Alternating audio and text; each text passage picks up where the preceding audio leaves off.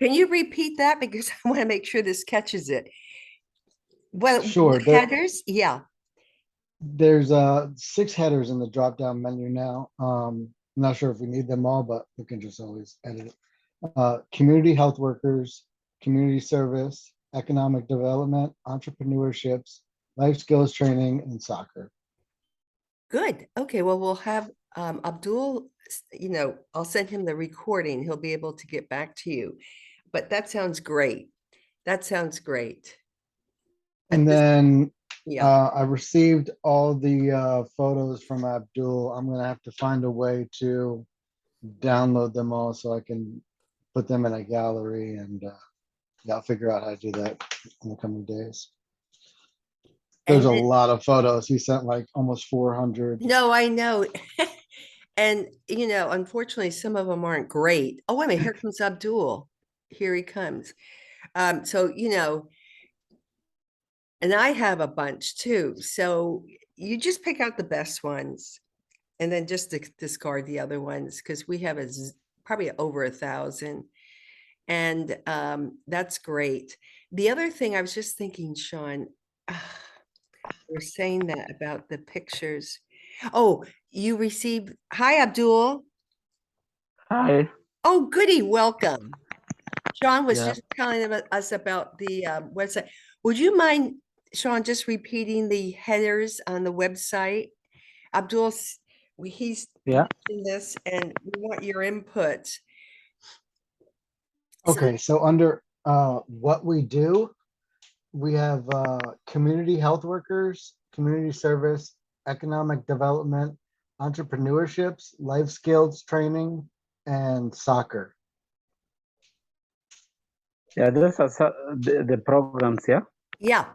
How's that sound? Yeah, that's good. Good, good. Okay, Yeah. thanks, Sean. Yeah.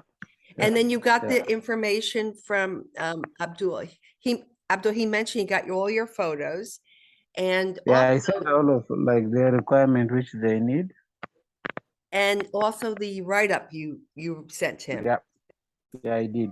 Okay, good, good. Yeah. Okay, so maybe maybe next week, Sean, we'll be able to look at something. Yeah, I should have a lot more done. Great, thank you. Thank you so much. So Abdul, give us an update on the election.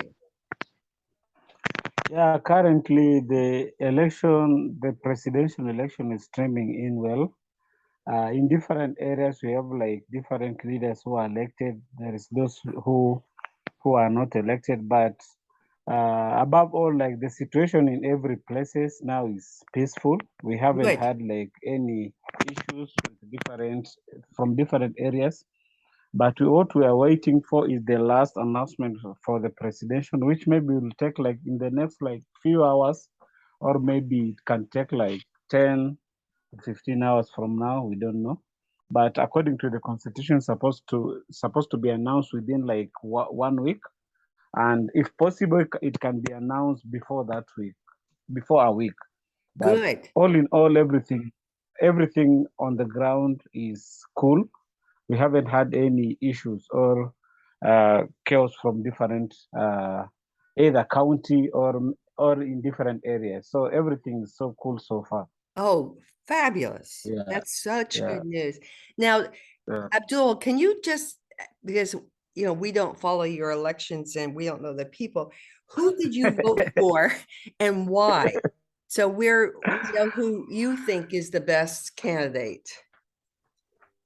When you come to presidential election, my favorite candidate was the William Ruto, the former vice president, against like the former prime minister who is Raila Odinga. I prefer William Ruto because of his whatever. I prefer him because of his like manifesto. His manifesto was down to up because he preferred coming down bottom to up because of the former prime minister and the current president. They came from the presidential family. So they achieve a lot from the presidential kind of family, but the Ruto, he came from a very poor background. He came from let's say like a slum back in the rural area. He went to school struggling, and also he was selling chickens.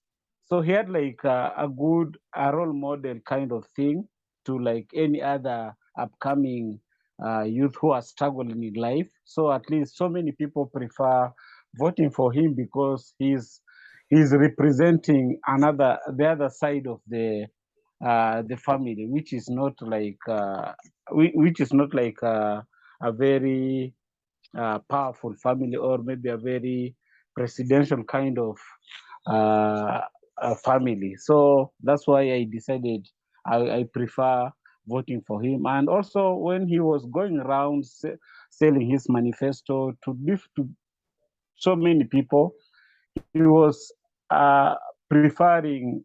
He was just insisting on economic, because currently the Kenya economy is so poor. People are struggling up and down, and Yes, he is insisting that he will make sure that he start from the bottom. He will grow the economy slowly by involving all the stakeholders. And that's why you can see like so many people, whenever he was just airing out his vision and also his manifesto, people think that he's somebody talking sense, and also it's a reality what is happening on the ground.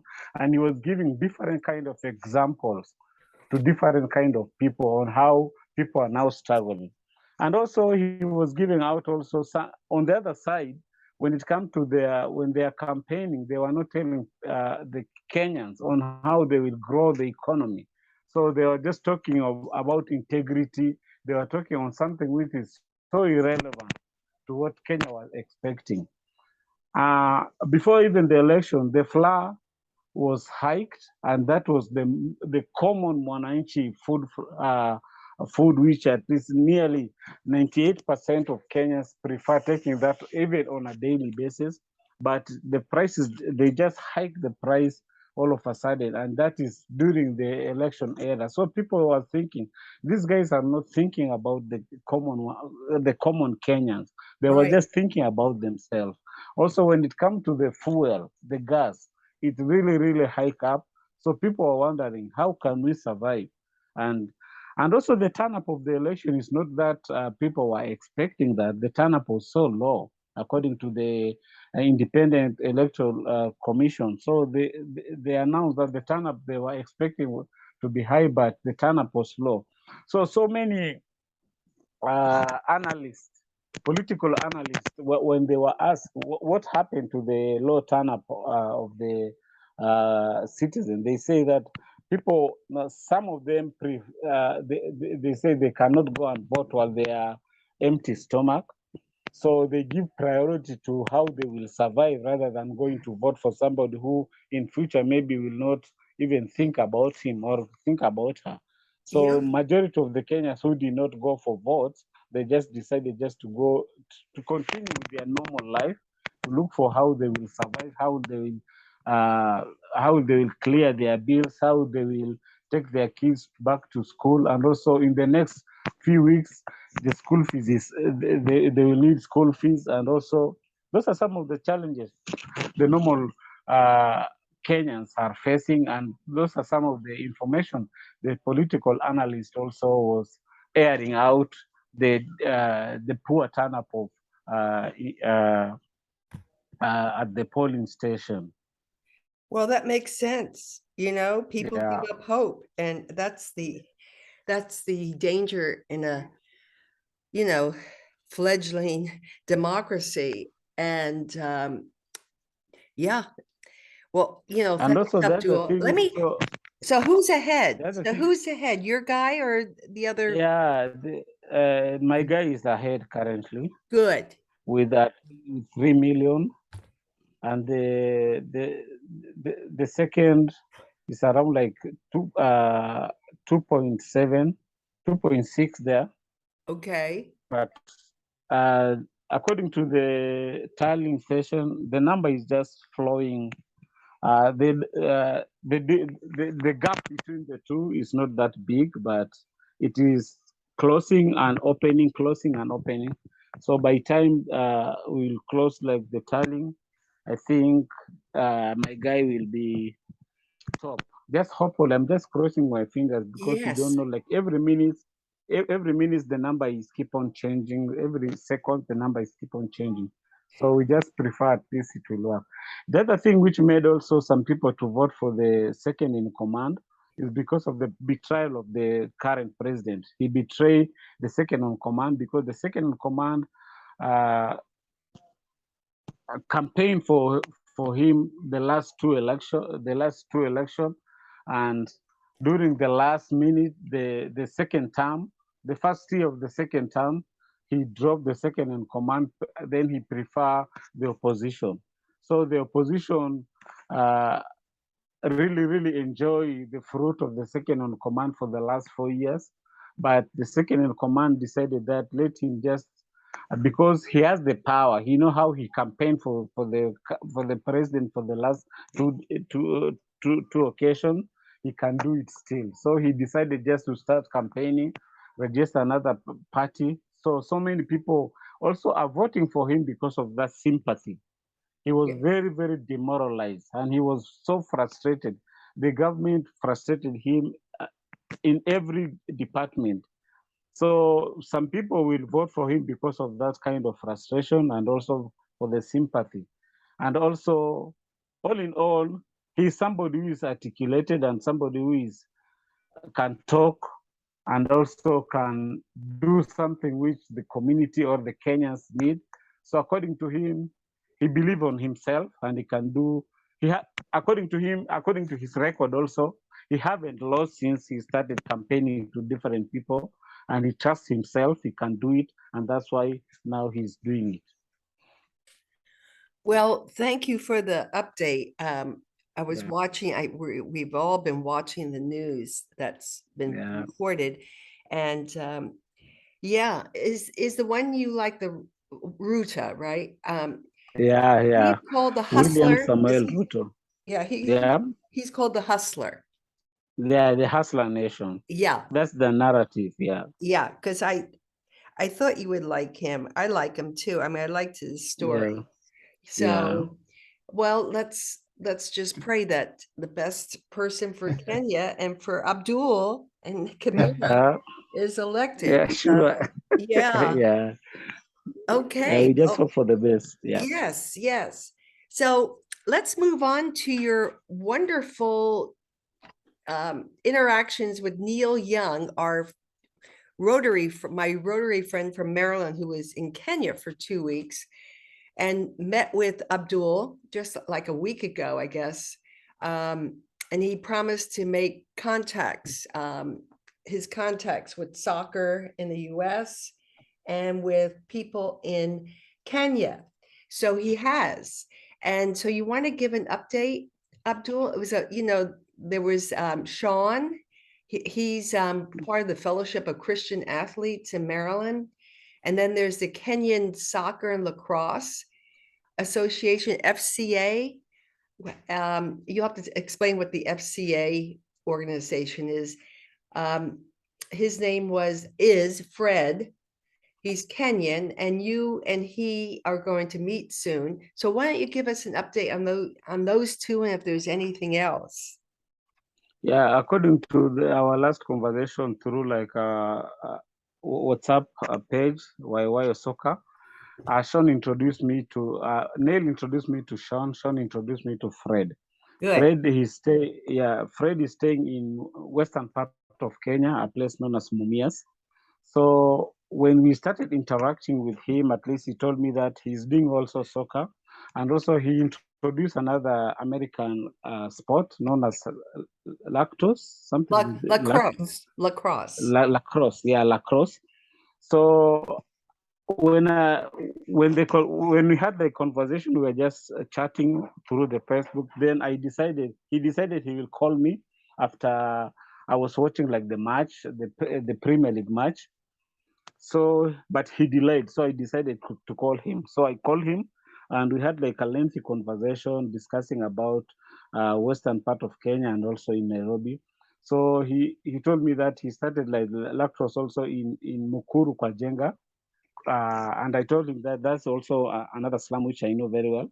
And he promised that when he will be back after the election, he will come and visit Kibra.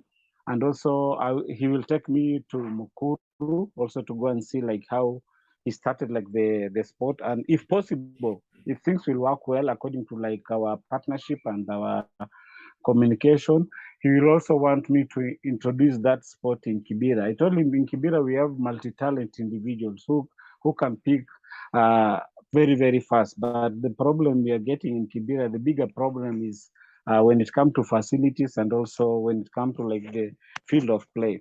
So he told me that he will come and at least we'll just discuss on how things will work. Next year in July, he's supposed to take the team to US for competition, and he said that if it will work well, if by that time I will have started like also the lacrosse team in Kibera. Also, he will consider taking Kibera team to also to US. I told him everything as long we just sit together and plan, everything is possible. Just a matter of commitment and also providing like the resources which is needed to make sure that everything works well. He also, according to his contact, he knows the guy from Gal Soccer, Abdul Kasim. I told him Abdul Kasim is just like some few meters from where I'm staying. And he also in contact with him in different areas. So he told me when he'll come also, he will invite Abdul Kasim from Gal Soccer also for the meeting so that at least we can have a meeting, three of us, so that at least we can discuss the way forward about the sport. The way I just understood him, he was so blessed. He told me that he was looking on how he can work in Kibera, but through like the God grace, now at least he got like a good contact on how he can engage like the Kiberians in such sport. I told him that he is on a safe hand.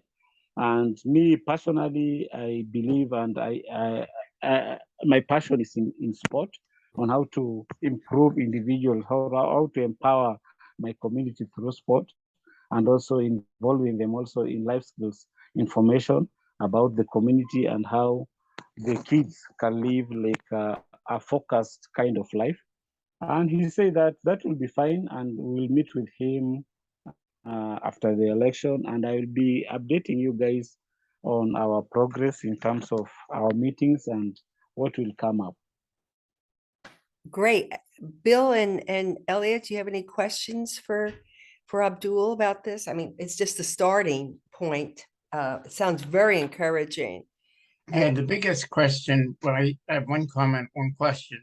The comment, I was involved actually, the state of Maryland, where Neil Trump is one of the biggest lacrosse programs in the country. And both Johns Hopkins and University of Maryland have over time very strong programs, both for the men's and women's programs. And lacrosse is the fastest growing sport in America, but it's starting off from a very low level. But the other part of it is it's quite expensive for all of the materials and getting the kind of equipment that people need and all for the players as well. My question, Abdul, is do you know, do they have any sponsors that have any financial backing? Because I think overall you're at the point where at some point, without getting sponsors and some financial support, it's not going to grow very much more than it is right now. Yeah, that was my bigger question when I was communicating with him. I asked him how is he sustaining his program in terms of equipment, because I understand that lacrosse is a very expensive kind of sport because it needs like a very expensive kind of tools.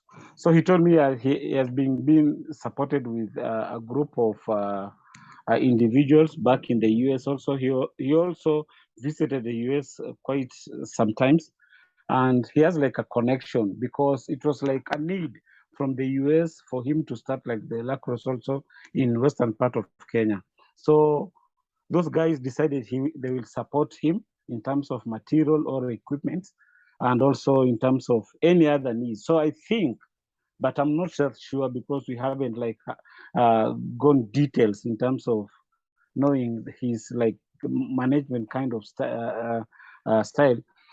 I think he has like some donors, or there is some people who is supporting him to start that kind of activity, because he has like two, one back in western part of Kenya and also in Nairobi. You cannot start something which you cannot sustain it or manage it. So according to him, I think he has like some connection whereby he's being supported materially and also maybe financially. I think, yeah, I think that's associated with that organization FCA. I think so. Yeah, what is it? The Fellowship of Yeah. Christian Athletes. That's it. I just, Yeah. yeah, Yeah. Fellowship. And they're very active in the US, and I guess they support groups all over the world, including Fred's think so. group. So I think, Yeah. yeah, that is going to be key for us to get resources, Abdul. You know, so Yeah. Fred is our answer, and Sean has also been communicating with me.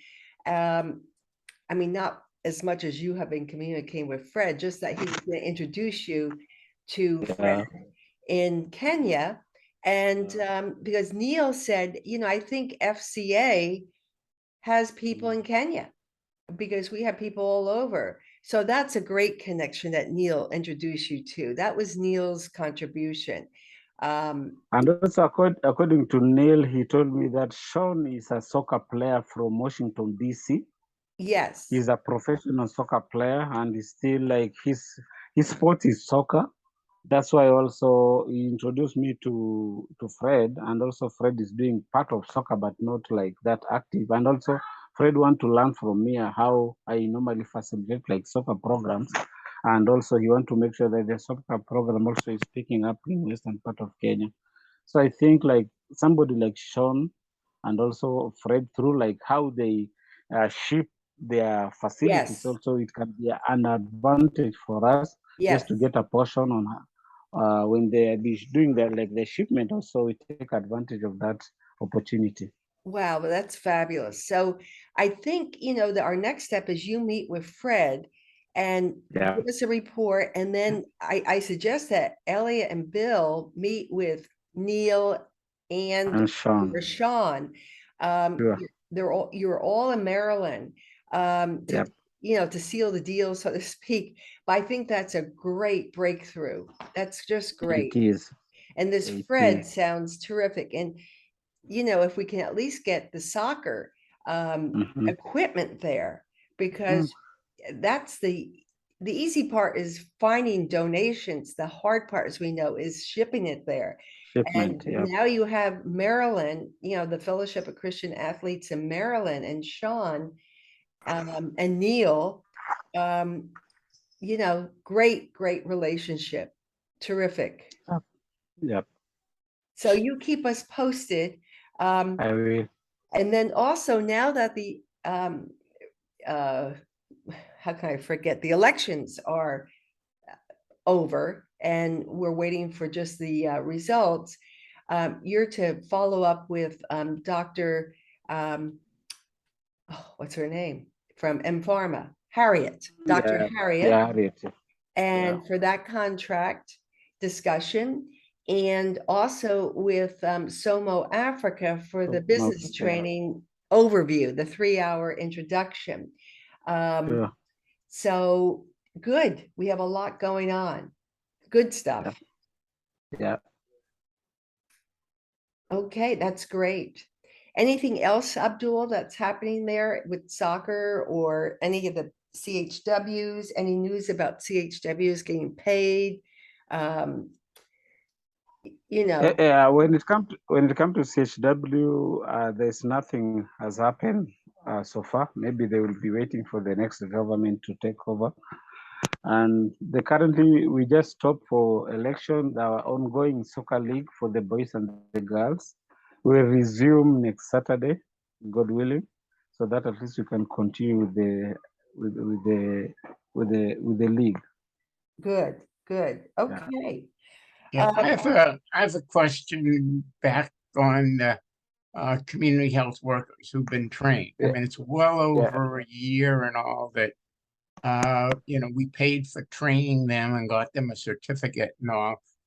Is Yeah. any one of them, even one out of the 25, earning money in any way, or are they all just kind of sitting around and going to the courses and getting spoon-fed, but not reaching out to try to do something? Yeah, according to, I have like the 25, the number dropped because of different interests, but I have like 3 or 4 now got job opportunity locally and also in Arab countries, whereby they went for labor work, so they were absorbed there. And the other ones are just doing like a labor kind of job in different areas. So not like bigger number have been absorbed somewhere, but at least I have like a record of 3 or 4 who are now absorbed somewhere. But the other ones are just doing like labor work. well, we have 3 that we gave the grants to, selling the used Yeah, clothing. yeah, Yeah, yeah. And Yeah. also like the 3 who are now having like the business running. yeah, they have their, and they report to Abdul monthly, so they're still in Monthly report. existence. But Yeah. there are no jobs, Abdul. I mean, Elliot, they're not just sitting around. There's just no opportunities, and that's the whole problem there. There's no healthcare opportunities for CHW. And Yeah. and also I I- want to share with Elliot that it's not like alone in Kibera, it's the entire country. There is no job. People Sure. with degree, people with PhD and everything, they are just like tammacking. They're just around doing like labor kind Labor. of work. I can show you like there is a guy who has like a degree from a university, but now he's just selling water to other people by transporting water to other. He become like a water vendor. He doesn't have anything.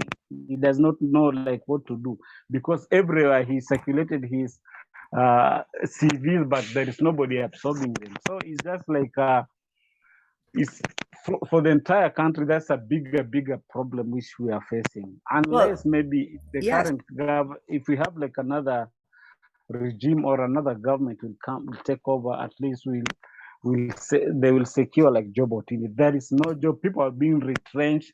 Companies are being closing because of insecurity.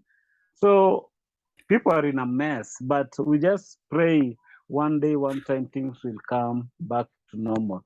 So even those who are the CHW, you can imagine there is a guy who is doing water vendor. He's having a degree. What about a person who is just from a secondary school dropout or maybe a primary school dropout? What kind of life is that individual living? You can just imagine. So it's not like I cannot blame them, but I can blame the system, the entire government system, which is not like creating job opportunity to the Kenyans. Those who are rich they remain to be rich.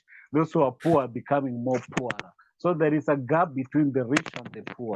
And also like only the vote can make like the difference. But if the life continue like that, we'll just be crossing our fingers to make sure that at least they are surviving. All in all, I can say maybe they're just surviving at least to make sure they see the next day. Yeah. Yeah. No, Let me ask you this, though. Way back at the beginning of June, Yeah. was the time that we had gotten to see those cooking stoves, and you had that session. Charlotte came down, and there were about 10 or 15 of your CHWs looked at it and said, "Oh, this will be terrific." And I think, Nancy, you sent a note that said, "Let's see if we can start it as a business. Abdul will run it with Aaliyah helping them." And what has happened there? I would think at the very least. well, we talked about this last week, Ellie. Unfortunately, I don't think you were with us. They need training, sales training. We have to create a real business. It's not like just sending people out on their own. this group of people have never built a business, and it's like anything, you have to be trained. And we're going to put them in, we're going to put the stoves in with the Somo Africa training pot. And then they'll be trained on how to identify customers, what's the spiel, how do you reach out to people, how do you sell your product, and how you make this a business. Because if I were there, I would run it, but I'm not there. Yeah. If I And were there, I Aaliyah would has run it. never been in a business. She's been a mom and poverty stricken. And, now she's working with us part-time, but that's her first area of income, ability for income. I mean, these people, we tried just having people on their own. It's going to be a mom and pop. It's not going to be successful. I'm tired of that, and it's just disappointing when they don't get results. It's because we haven't given them the proper training. Same thing with the selling insurance. Yeah. Well, it's you just sending them to training, 1-day training at the big health insurance company doesn't mean it's going to be a success. They found out, and we found out, that people don't know about health insurance. We're not there to educate people about health insurance. It's too hard to sell. Nobody understands health insurance. This is all about how to create businesses that are going to be successful, not just throwing stuff against the wall. And yeah, the stoves, they could sell maybe 6 a month. Well, that's not enough money. 6 a month, that's like $18. I want them to sell 60 a month. Then we're talking about something that is survivable. But we don't get that just by putting them out in the field with no confidence in training and approaching people and showing how it works and why it's better, on and on. So, the Somo Africa orientation will take place. Hopefully, Abdul will get back with Maureen and see when she can organize it. They have it all planned. Abdul and I and Maureen have worked out the agenda, how it's going to work, having testimonials from people who went through the program and started successful businesses. And then once that orientation is over, we're going to take the 7 businesses that have the most,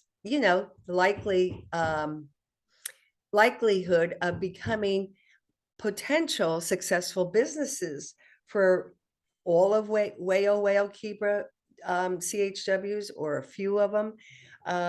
But there's a lot of good ideas there that Abdul has flushed out and added to our list, including your, the clubhouse.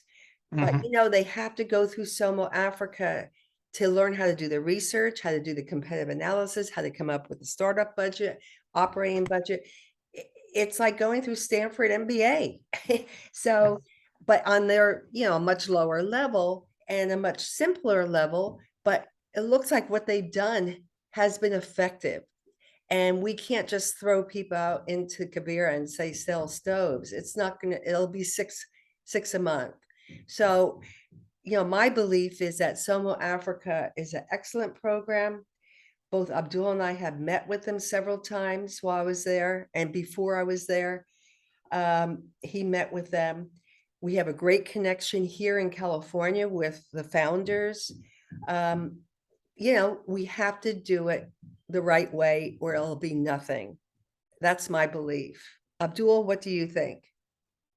Yeah, because when I had a conversation with the CHW the other day, so when I share about the SOMO training, majority of them believe that the training also it can help them also in future, in future in terms of them thinking on different kind of business rather than the stove one. Yeah, it was a good idea, but it's like promoting one person, and also on their side they are not getting much. That the other side are getting bigger share compared to what they are receiving. So they prefer let them go for the training and learn something. Then when they will decide to come up with different kind of business, at least it will uplift their lifestyle. And also, they will also share the same information with the other community members who are doing maybe business in terms of consulting the other people to do to improve their business. So they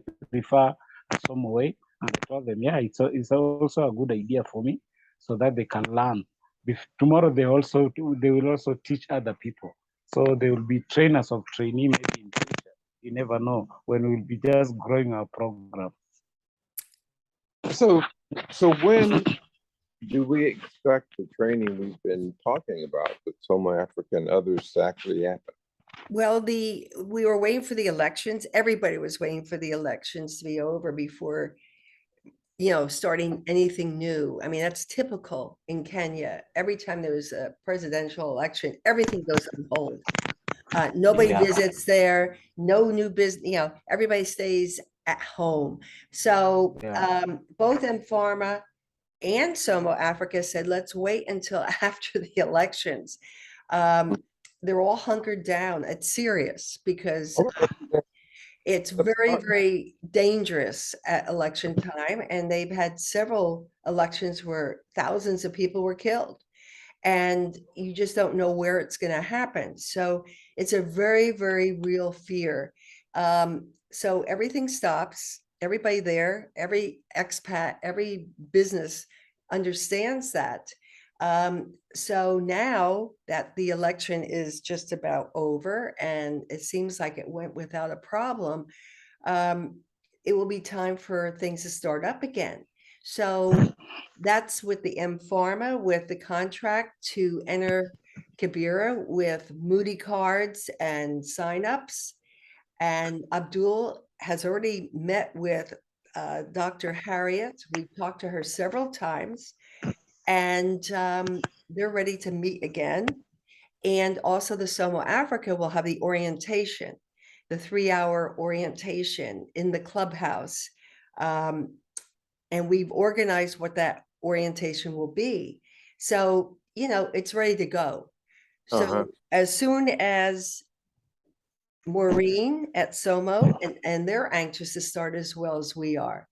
And also, So what I will do, I will do an email for them on Monday, just to yes, ask them how ready are they. Then from Monday, then I will get you updated on what they have been according to their response. So I'll just do that on Monday. great, because by then the election will be, the results will be out and everybody's going to settle down. Sure. Yeah.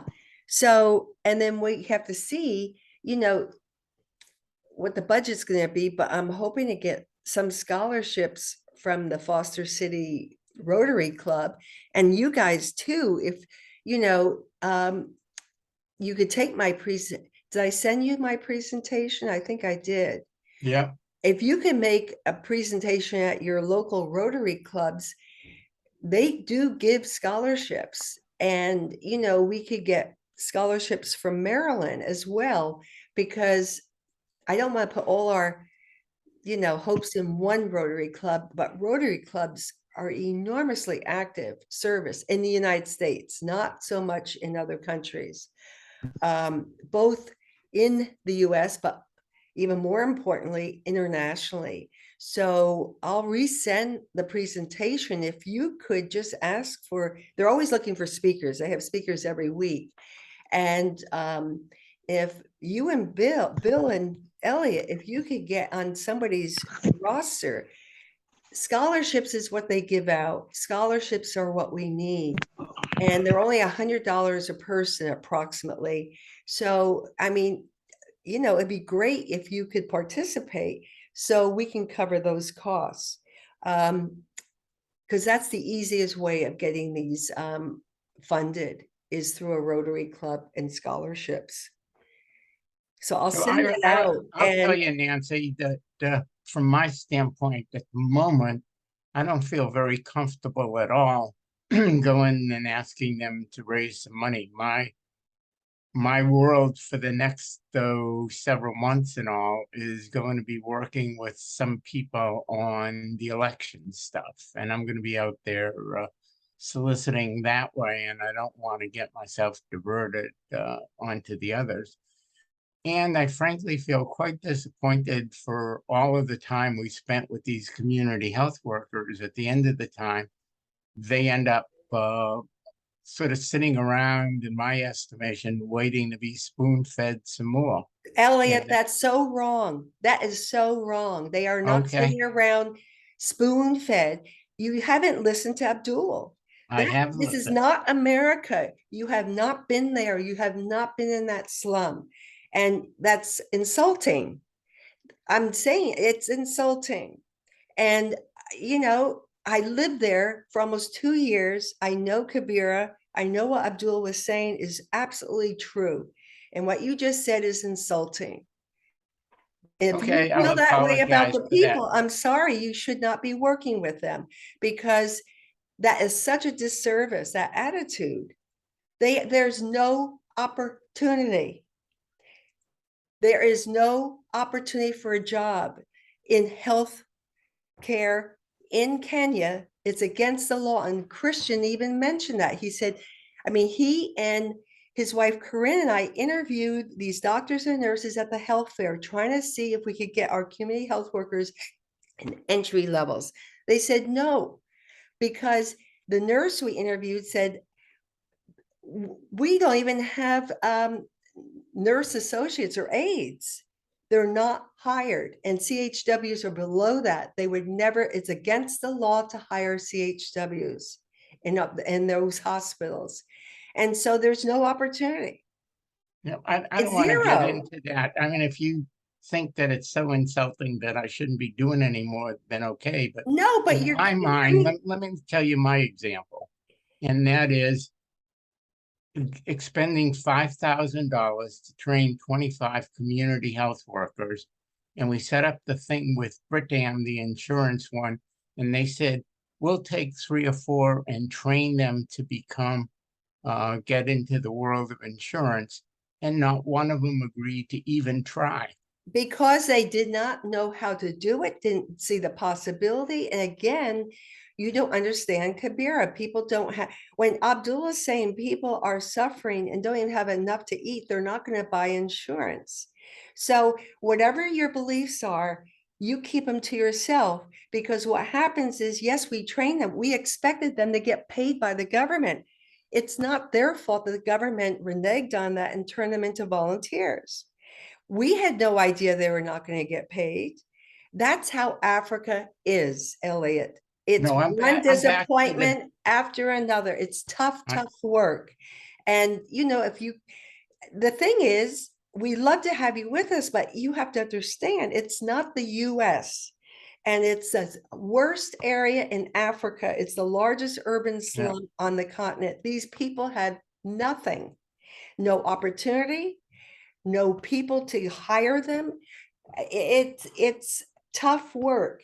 And when I took this on, it's because I've worked in tough places before and I get it. But you know, you can't assume people are sitting around twiddling their thumbs. They're not, there's no place to try to get a job. There's nothing. They Well, get no water, they get no electricity, they get no garbage pickup, they don't get any free education except really crummy schools where the teachers don't even show up. And, you know, this is why we're doing this work there. It's no one else is paying attention in Kenya.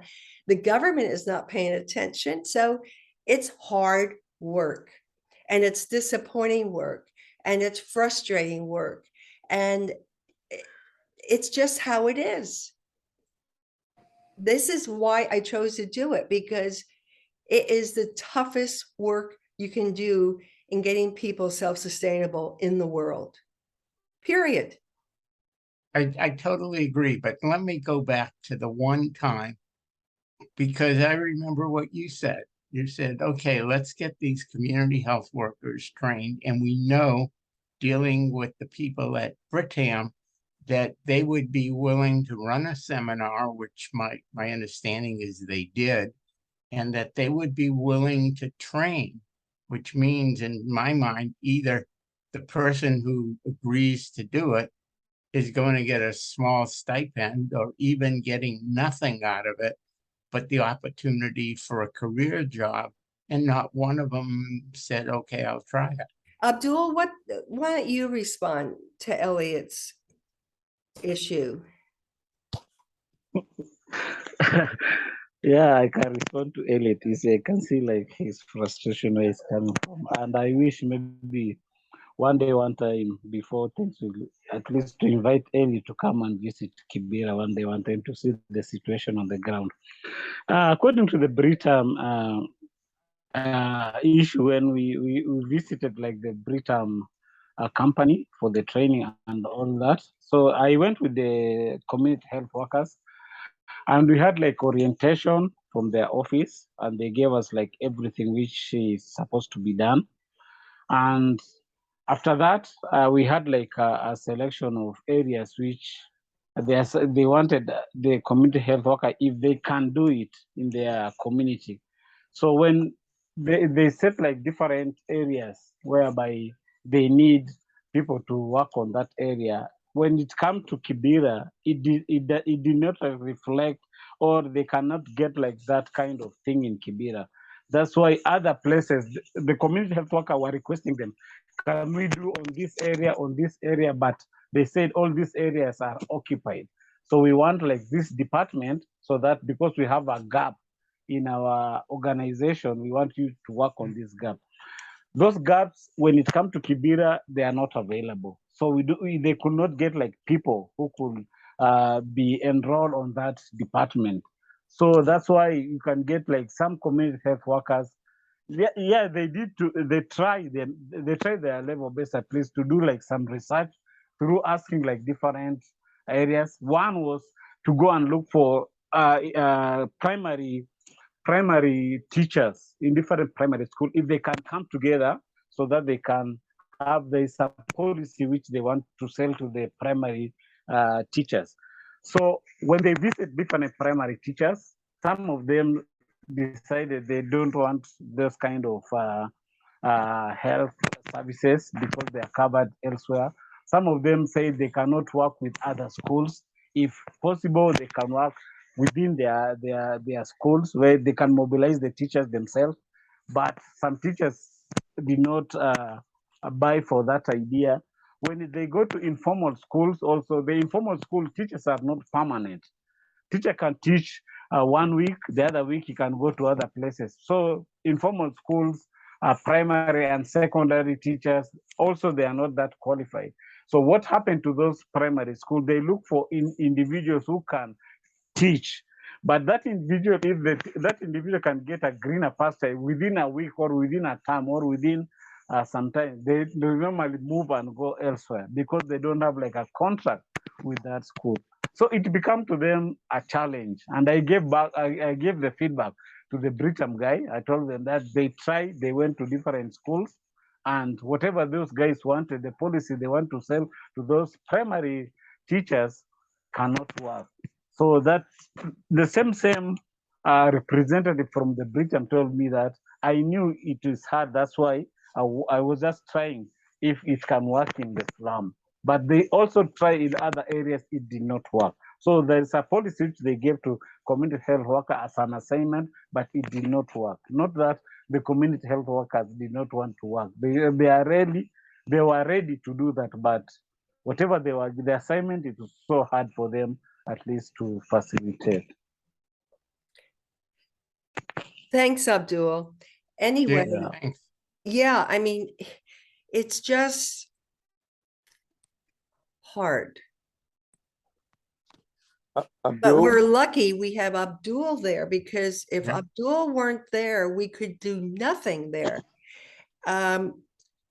It's all about the leadership. And when I met Abdul and got to know him, I thought we can do something together with Abdul, because he's an extraordinary leader. He's had good background with big NGOs, INGOs.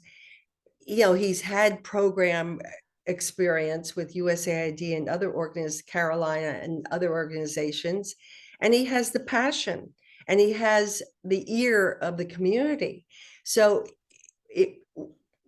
the odds are for us because we have Abdul. I would never do this work. I would never attempt to do this as an outsider in Kibra without somebody like Abdul. He is our ticket into really changing people's lives. So, I know it's hard. I've been with him, 5 years, Abdul? And the good Yeah. thing is that he grew the soccer program from 60 people when I joined him with not even shoes for the girls. Remember, I brought the shoes for the girls. To now he's involved with over 2,000 soccer kids, boys and girls. So where he could grow, he did. But oh, I see. Bill, you have your hand up? Well, yeah, the prime minister, the prime minister who's interested in being president, part of his platform appears to be an interest in putting money into poor communities. Yes. Do we have any relationships at all with anybody in his universe who might help us make an actual appeal to them if in fact he were to win? I think the M Pharma people would be the best bet because they're a valuable commodity in Kenya, according to, from the perspective of a president of the country, because it is probably the best funded, most high level, visible private company that's been funded with clean money, social impact investors from all over the world. And they're bringing a valuable commodity to Kenya and other countries, this whole pharmaceutical delivery system. So they're important to any new president of, wow, here's a company, here's somebody we can brag about, here's something. And the good thing about M-Pharma is they're focused in on Kibra as part of their social impact activity. So I would say that's a great avenue through M-Pharma. And, I think that's something, Abdul, you need to talk to with Dr. Harriet, who's a senior person in M-Pharma. She's, one of the top 3 people. So, bring that up with her, Abdul, because that's a great suggestion. Yep. Yeah, because it's not another government person. It's a bona fide, successful business. And he should be, whoever he is that becomes president, hopefully it's your guy, Abdul, he should be able to see the opportunity of meeting with M-Pharma and working together to make a big impact in this low income area, providing jobs and and hope for people who are in the lowest level, which is a lot of people in Kenya. So thanks, Bill. That's a great idea. So Abdul, I think, you and Harriet should have a conversation about that. Yeah, I'm requesting if maybe you can send me like an email about that, then I can pick it from that when I will be meeting with her. Yeah. Well, I'm going to send you this recording, but I'll also send you something about that. Yeah, fine. Because that's an angle that would be quickly give him a platform to do something of significance in the poorest areas. And Kibra is the highest visible poor area in Kenya. It's right there in Nairobi. He'd have M-Pharma working there on this project with you, a leader of Kibra.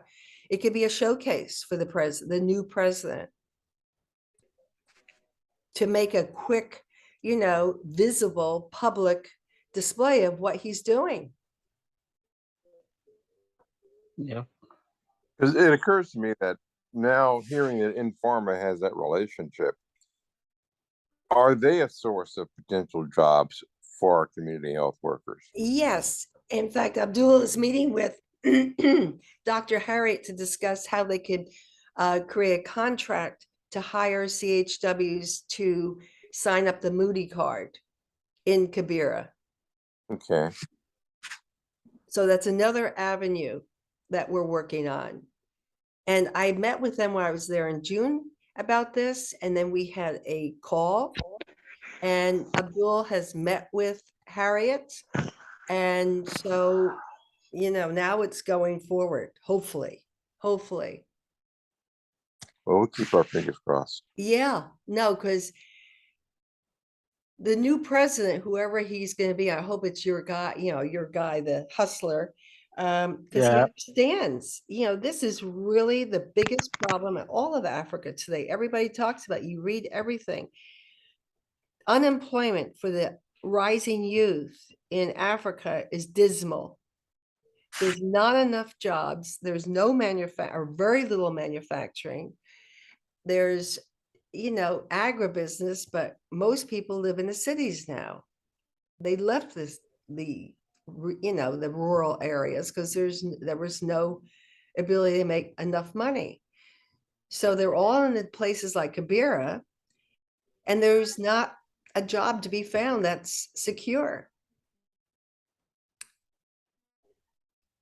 So if this new president can create the ability of jobs with these new private companies like Pharma, that's one way they can be successful. Yeah. And all we have to do is show a model of how it's done, and it can be replicated. Abdul can go to Pharma's in about 8 countries right now, and they all have a slump.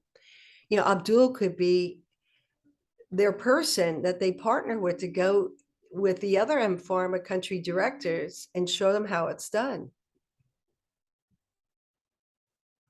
Yeah. But that takes time, and it takes, success, and it takes willing partners like Pharma and the government. And that's tough. But, if we get it in Kenya, the other countries, well, we have contacts in Ghana and Nigeria. I do anyway. And, with all the seed companies I coach there, and with the Western Stanford seed director, he could go to Nigeria, he could go to Ghana with the Pharma people and say, this is how we did it in Nairobi. So that would be big, but it takes time, and it takes a lot of things falling into place. The right partners is the key. But Pharma could be that right partner. Yeah. If they would, yeah. If they would, if we can do it with Kibra, Abdul, we could do it in all the other 8 countries with Pharma. So, it's really tough. It's very easy to get discouraged. But the alternative is nothing happens. Nobody is there. Nobody is thinking outside the box like we are. And as an entrepreneur with business development all my life, a lot of failures happen before something happens, and you just keep going. You just keep going. If you believe you have the right intention and the right people. Well, Abdul had to drop off. He's had terrible internet. If you have the right people and the right intention, eventually you hit upon something that's successful. And I don't know about you, Bill, but a lot of times I worked with startup companies. You hit a wall, you hit another wall, you have a disappointing management team, but the concept is right. It's just that to implement it is really damn hard. And some don't make it, and some do. Yeah. And you just have to keep pushing until you think, okay, we tried everything. We can't do any more. But I don't feel like we've tried everything. I feel like we now have better options than ever before. Well, one of the things that Pharma could do as a show of sign of good faith is hire the 3 community health workers that have been trained and are ready to go. Yes, That's the intention. That's the intention, is to give them the opportunity to work with them pharma people in Kibra. Because that might be an incentive for the other folks that we're trying to get interested in doing entrepreneurial kinds of things. They might see Yes, empowering of some of their neighbors and friends as a good example of what's possible. yes. Otherwise, we're going to lose them. You know, I mean, it's hard. I mean, the people, when I was there for that wonderful health fair, there's so much enthusiasm from the community health workers. They're still engaged, they're still passionate, they're still interested. But pretty soon they're just going to drop out because there's no results, there's no livelihood. And, you know, and it's not going to be our fault. It's just, that's how things are there. It's things don't work out there as a rule. And people have been, you know, let down time after time after time. But if we can give some people some hope that other people can see that there is a way, it will be a huge benefit for that community. Yeah. So, I mean, I'm going to stick with this until I've tried everything I think I have, but I feel like this is the best time for Wayo since I started. It's taken this much time to come up with these alternatives that could work. And we'll see. Until I try them all, I'm not going to stop, because it's too important.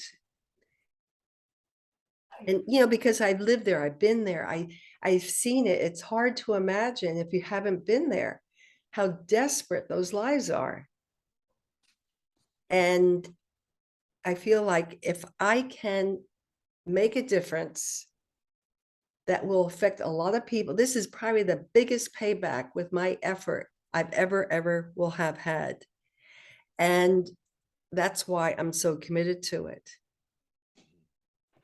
Because it doesn't take, it takes the strategy and people to brainstorm and try different things. But if you have the right people on the ground, like Abdul is, he's extraordinary to work with, as you know, we have a shot of creating something that would turn around lots of lives, not just the ones we're working with, but well, we could share the ideas with other people. It's worth my time. Yeah. And I hope it's worth your time, because, you know, if it were so easy, the problem would have been solved a long time ago.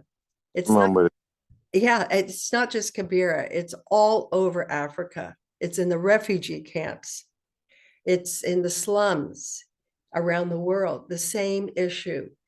And if we can crack open a few alternatives of looking outside of just donations, but to real solutions for some of the people, it would be, you know, it'd be a huge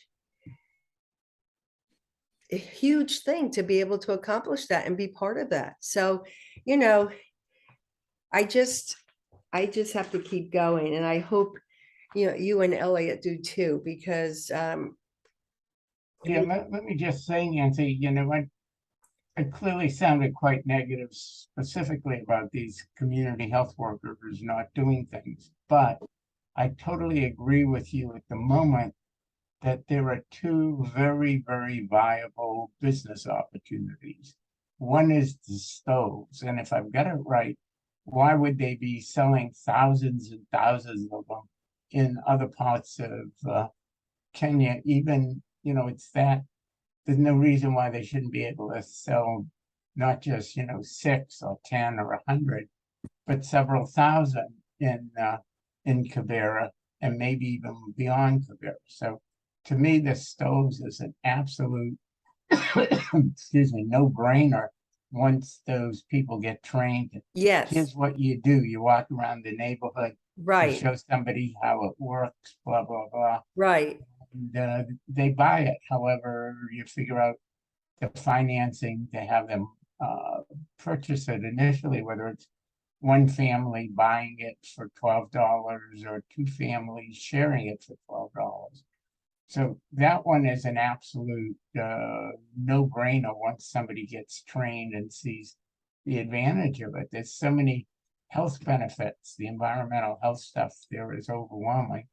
And then the second one, of course, is we've been talking about it for at least 6 months, that M-Pharma is an opportunity to really go big time in helping, families that need medication. And at the very least, we, before the year is out, mostly through Amina, I've gotten frustrated with Christian, and I think you did too, to come up with, as part of our data management program, to find out about the 8,000 people, how many of them have chronic illnesses and how many of them need medication. And once they get a Muni card to get some discounts, but over and above that, Wayo can contribute to managing these people, the diabetics who may need, something every 2 weeks or every 4 weeks, and the ones with high blood pressure need to get pills every 30 days and all. Those are all businesses once they know what to do. And from what I can tell, M-Pharma knows how to sell drugs. Yes, yes. So, let's just push forward with Dr. Harriet from M-Pharma and Maureen at Somo Africa. And we're including the stoves in that business training, the sales training. And, Abdul, thank God he never gets discouraged. Because it's hard, it could be very easy living there and just give up. But he is the type of soul that has the faith and optimism that knows no end. And we're so fortunate. Otherwise, people have quit way before this. Yeah. And so let's just pray that, the guys in Maryland will come forward with soccer stuff and the M-Pharma and the Somo Africa, and we'll just go from there. And I feel optimistic about these areas. I feel like, wow, we finally have some traction. And I think, I think the foster city will pay for but that's a small price. For the main thing is that they get connected with the right organizations and people in Nairobi, which we now seem to have. So I got to go because I'm late for it, but thank you so much, guys. I'm sorry if I sound impatient, but I'm telling you, this is not easy. And it's easy to get discouraged. And, some people never see an answer. That's why they keep raising money and just trying to get more and more donors to just keep the thing going. But, that's not the answer. That's not solving the problem. Handouts, it's not going to solve the problem because the handouts are going to stop soon. They have. Community health workers are no longer paid. The handouts have stopped. So unfortunately for us, it happened just when, we got 25 people trained. But we will persevere. Yeah, definitely. Okay. So we'll stay in touch next week. Hopefully we'll have some news from Abdul. Yeah. All right.